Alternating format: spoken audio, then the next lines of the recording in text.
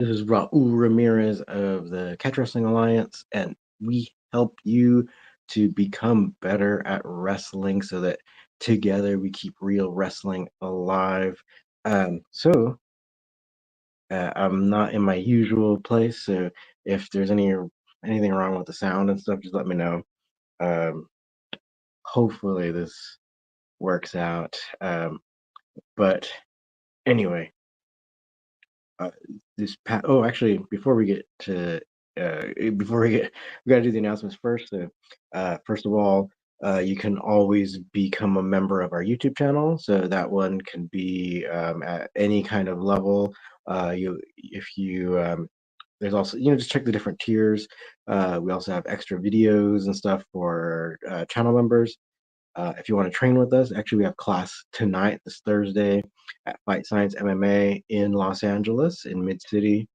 Also, if you want to train with us online, you can do one-off courses on our website, catchwrestlingalliance.com, or you can become a student, so online student at our CWA Academy, which is also on our website at catchwrestlingalliance.com. Um, if you have something to teach online, you can also get the link below, our Kajabi link, so you can test it out for a month for free, see if you like it. Let me see what else. Oh yeah, so UCLA is on vacation right now for the next few weeks, and then we're shifting over to um, the like basically the summer session will be on there. So we'll be back in summer, right? But in the meantime, if you want to train with us, we have ongoing classes at Fight Science MMA all year round. So you're welcome to come train with us, especially if you want to learn catch wrestling, or especially if you want to be competing in catch wrestling, because that's what we're going to be talking about today. I think it was yesterday, and we linked it below in the show notes. There was a really good short, I think it was like a 5-minute interview between Alex Wendling and Craig Jones. So he actually both. It's kind of funny. I've known Alex actually for a little bit, for actually not a little bit, for several years, because she would train the 10th planets that I was training at. So it's really cool to see her really, you know, like just growing and becoming more well known. But first things first, let's talk about like the substance of what Craig Jones was saying in that interview. And it's very short, it's like 5 minutes. So you can also look at the original video. Um, but I think a lot of what he had to say applies to catch wrestling. So let's kind of get to it. So the main thing was like growing the sport, and then it started off with the announcement that UFC was uh, kind of getting into professional jiu-jitsu, or professional jiu-jitsu promotion. They started even doing, like all these different other sports. They're doing like the power slap and different things like that. Um, but Craig was trying to help people get a objective, or like a more realistic view on like this what this really means. And definitely didn't want to get sued or anything like that. But um, I made some bullet points though, so we'll kind of go through that. So um, one of the things is like, sure, you can like be associated with like, say, something big or a big organization, but it doesn't necessarily mean that everyone is going to get paid, or get paid well, right? Um, and that's one of the things he kind of wants to like people to know, because he also trains like some fighters who fight in UFC. They're not making as much money as like it might seem, right? Some people definitely make more depending on how many pay-per-views they can, the perceived value of them being in the show or fighting in the show. So that's that kind of fluctuates. So it's not like everyone's getting paid the same, or and or like or it's not like everyone's getting paid enough. I think that's the other point where it's like, sure, someone can argue that uh, like people don't necessarily need to be paid the same amount, but even the people who are getting paid the least, they are struggling to make ends meet. So um, I think that's one of the things he's alluding to. So it's like the financial realities. Like despite the perception, um, a lot of MMA fighters don't earn a lot of money. So MMA isn't generally a high-paying sport.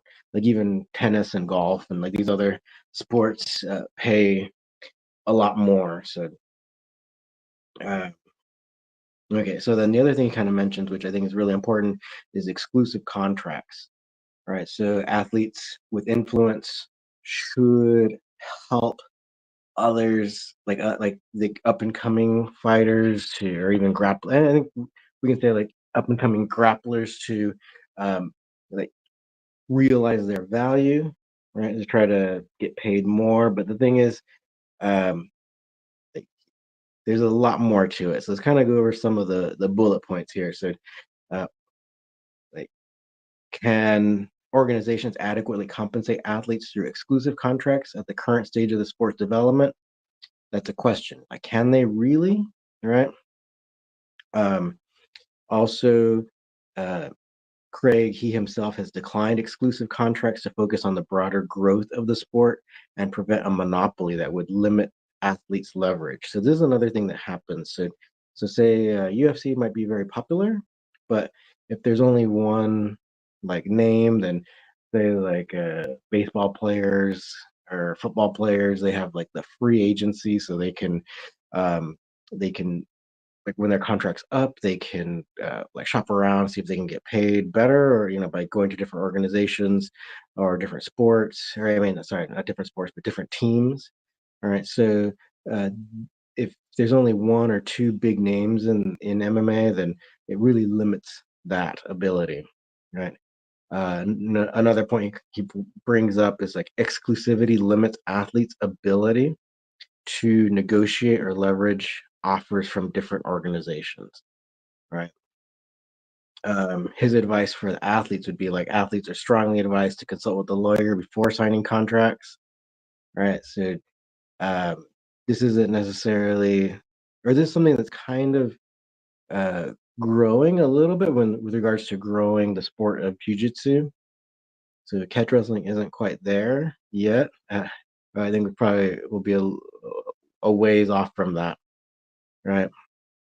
But one of the things that I want to kind of touch on is when he talks about growing the sport itself. So he's talking about jujitsu, but I think in this particular part of the interview, um, this can relate to catch wrestling, right? So Craig says his primary goal is to advance the sport and improve athletes' positions rather than pursuing personal financial gain.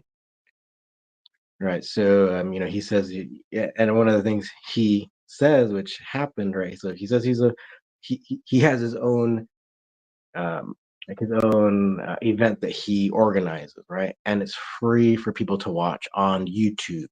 So I think that's one of the things that we've said for years. So like whenever we have an event, whenever we have matches, it's always free for everyone to watch on our YouTube channel. That's one of the things that I guess really resonated with me when I was watching this interview. So I really wanted to share that point. So he's um, so then at least for catch wrestling, so it's kind of let's have that tangent off where we can speak specifically about catch wrestling. So say like with YouTube or even trying to like have memberships or basically trying to get revenue so we can have more events so that it can grow and then we can kind of be generating revenue so that in that way it can grow, say like the financial aspect. But the thing about catch wrestling is that, say, like jujitsu is so popular that you get people who might be interested in catch wrestling, but say like if there's not school or if there's not authentic catch wrestling nearby them, then they'll just like go to do jujitsu, right? Or there's so many jujitsu competitions, right? So they can do that. Potentially, they can even do um, even wrestling, like like the amateur styles. So these things are even more available for people. So it will. So with that being said, so catch wrestling will be at a disadvantage, but the main thing is that if you see someone trying to be like really exclusive about catch wrestling, trying to make like pay-per-views or stuff like that, then it's not. And this is what Craig Jones was saying with regards to grappling. If you're doing all these things where it's not making it accessible to people, then that's not really growing the sport. And so then you can kind of think of something we said, over the years, is like you're not going to see the Super Bowl on pay-per-view. You're not going to see the World Cup on pay-per-view. You're not going to see any like real sport on pay-per-view. So I believe boxing is a real sport, but unfortunately they kind of got into that whole mindset where they're all about making the money. And so it in a way it kind of detracts from the sport itself. So that's why you have, even though boxing is bigger than MMA in popularity and all that, and pay-per-view sales and all that, it's still not as big as soccer, football, stuff like that. Um, so these are one of the things you want to think about, and ideally, if we can be supporting catch wrestling in that way, it would really help. Where if we can bring it to people, say like for free on YouTube, um, it should help the perception, right, of catch wrestling being a real sport, right, and not just like some kind of weird sideshow, right? Let me see. Yeah, and then so one of the goals that Craig mentions is that his event aims to raise money for charity to promote jujitsu, which is why it's available for free on YouTube despite potential network deals. So yeah, that's the thing. It's like you don't want to make your sport difficult to access, especially for athletes and for spectators, because spectators are like really important with regards to who's watching the sport, right? Because views really help to generate revenue, whether it's on YouTube or whatever. So the main thing is making these things accessible. Yeah. Catch wrestling has a lot of drawbacks because it's not as accessible as other sports, or even it's like I said earlier, like it's not as accessible as even amateur wrestling, and of course jujitsu, because like jujitsu is like on every street corner, right, on the in these big cities, and I'm sure even small cities. So definitely a lot to think about, but main thing is that if you can be supporting catch wrestling, it'd be great. Uh, but let's go and get to some of the comments here. So Caravaggio. Hello, coach. I just watched the video. Craig Jones is a smart guy. Yeah, yeah. He brings up a lot of points. I guess he's trying to not, like he says at the beginning, he's trying not to get sued, but so he's very careful as what he says. But there's a lot in there, right? Because if you look at other, say, like real sports, the biggest sports, baseball, basketball, football, say like they're all unionized even. So he's kind of, I think he's kind of alluding to that, where it's like if all the MMA fighters work together to create a union, then they can collectively bargain for better pay overall. But MMA fighters tend to be really more individualistic. A lot of them are like libertarians, and so they don't believe in things like unions and stuff.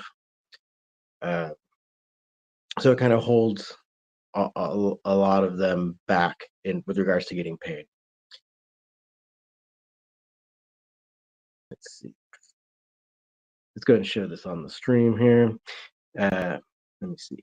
Just my personal opinion, but the UFC does not do enough to help the fighters sell themselves. By extension, the sport itself is having a detrimental effect. Yeah, yeah. So you'll see stuff like even one championship was doing it better, and also a lot of the Japanese MMA promotions in the past, they were really good at doing all these kind of like behind the scenes, building up the stories of each person, so you kind of knew who they were, and you cared about them as well. So uh, that yeah, I agree. So you got to help build up these people because at least right now in UFC, or I guess I fell off watching them because now it's almost every week that it's not almost every it's like every weekend that they have an event. So I don't even know who a lot of the people are. Um, hey, here we go. So on the other hand, the Caravaggio. Yeah. So on the other hand, fighters, gyms themselves need to be smarter and stop relying on UFC so much. It's a catch-22 type thing. Yeah, so that's the thing. You should be so you could be um uh like not necessarily. I mean, you can still enjoy and be a fan of UFC and um, but if you can also support other like other promotions, or if you can be supporting, and you say if you like catch wrestling, since this is we're a catch wrestling channel, if you could be supporting like our events or wanting to compete in our events, then let us know.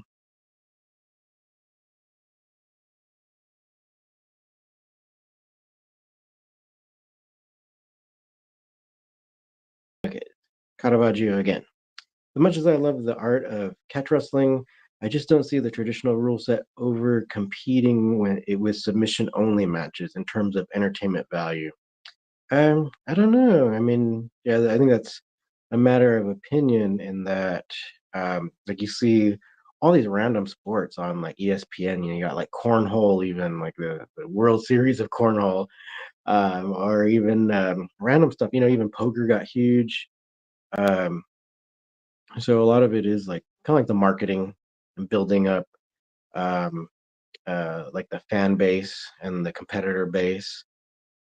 Because yeah, catch wrestling can be very exciting, and sometimes even nogi. Even though I enjoy nogi and I compete in nogi, um, sometimes like that whole the idea of like holding someone in guard and stuff, even in nogi can be very boring. But in catch wrestling, since you can't do that, it becomes a little much more exciting. KC KC Lafari, try top contender like KC at Gentry Martinsville. All right. Sounds good. I think you mean like a kind of like showing just like supporting other organizations. I think that's what you mean. Yeah, yeah, that's the whole idea where it's like if you do care about these different things, then if you could be supporting like the sport. So in the interview, Craig Jones is talking specifically about jujitsu, and I think he brings up a lot of great points.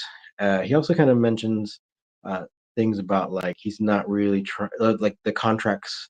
So say like if there's a big group or big organization, and if they make you sign contracts, so then you're not free to shop around as well to compete in different events or different organizations.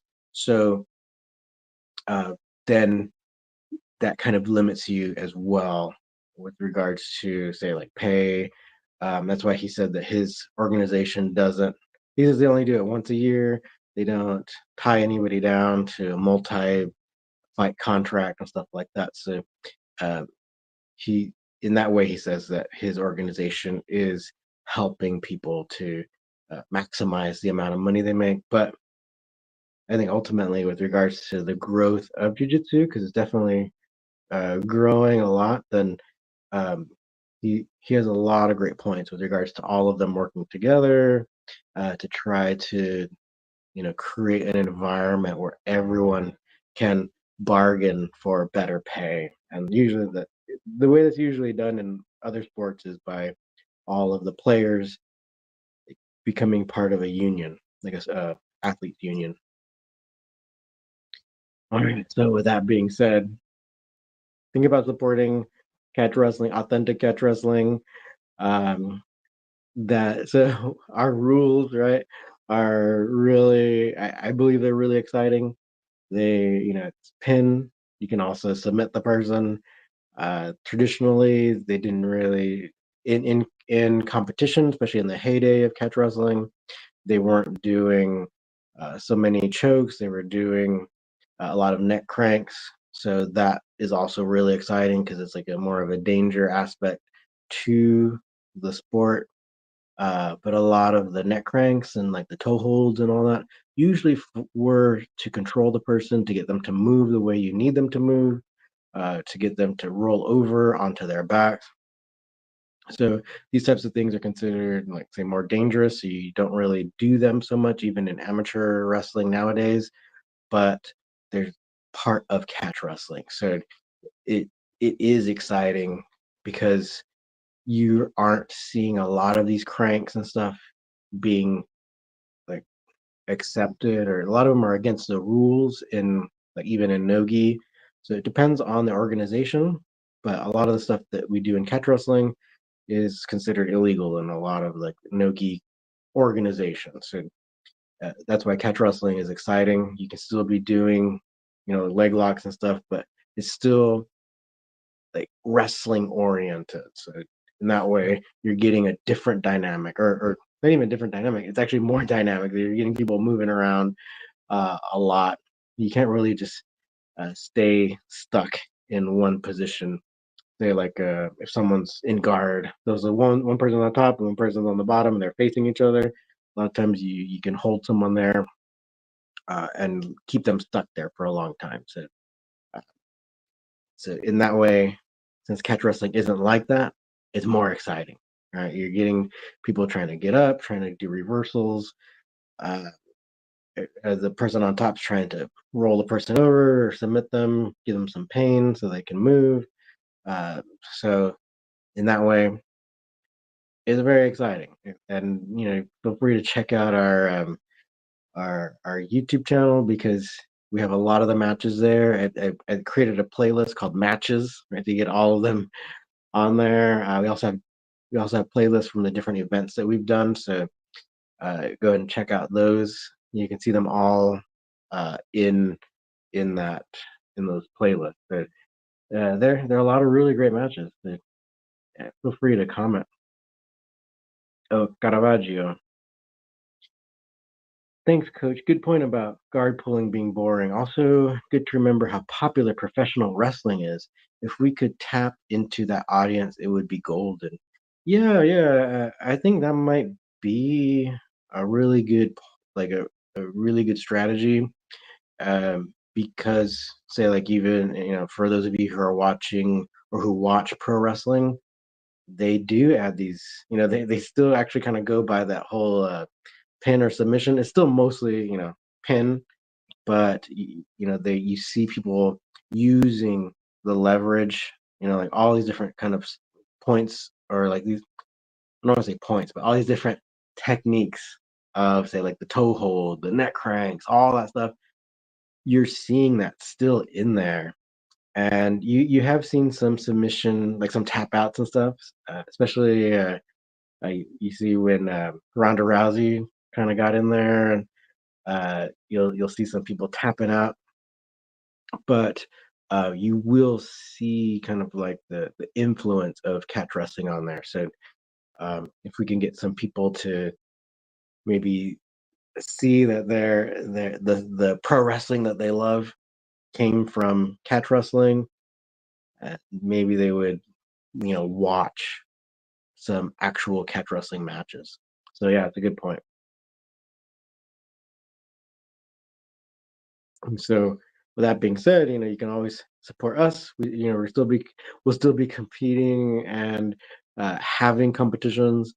So we keep it the authentic way. We're not trying to become jujitsu. We're not adding points or point system to catch wrestling, because just to make it more appealing. Like the original way of catch wrestling is very appealing just in itself. So uh, we're just going to keep it that way. All right. With that being said, feel free to support us all kinds of ways, even just subscribing to our YouTube channel. That helps, or you can become a member of our YouTube channel. That also helps. Or you can also come train with us. You can get one-off courses on our website, catchwrestlingalliance.com. All these things really help. But also, too, if you want to be competing, reach out. You can. Let me see. Uh, you can even comment on the video, but maybe send a direct message to Instagram or Facebook.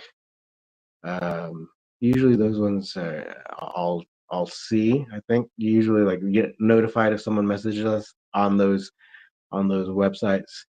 Uh, yeah. So be let's try to grow the sport in a say like an ethical way that's like really inclusive and really helps the sport because again real sports say like a Olympic sports they have to have like a men's and women's division. So let's try to grow catch wrestling in a way that is very like undeniable, right? So having men's divisions, women's divisions, having the authentic way without a point system, still keeping it very dynamic and aggressive is really interesting and it's really exciting.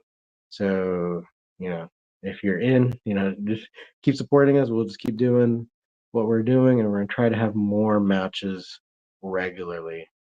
But with your support, it just makes it even easier. All right. So, again, feel free to watch our videos. We have a lot of instructional ones. If you have any questions about some videos you'd like to see. We're going to do a couple this coming week. Hopefully, this coming week and get it out. But next week, most likely, we'll be doing a couple of breakdowns on some of the cool wrestling techniques that I saw in the most recent sumo tournament that just finished. So we'll put those out. But if there's anything else you have questions about, or if you want to see, just comment, let us know, and we'll work on it.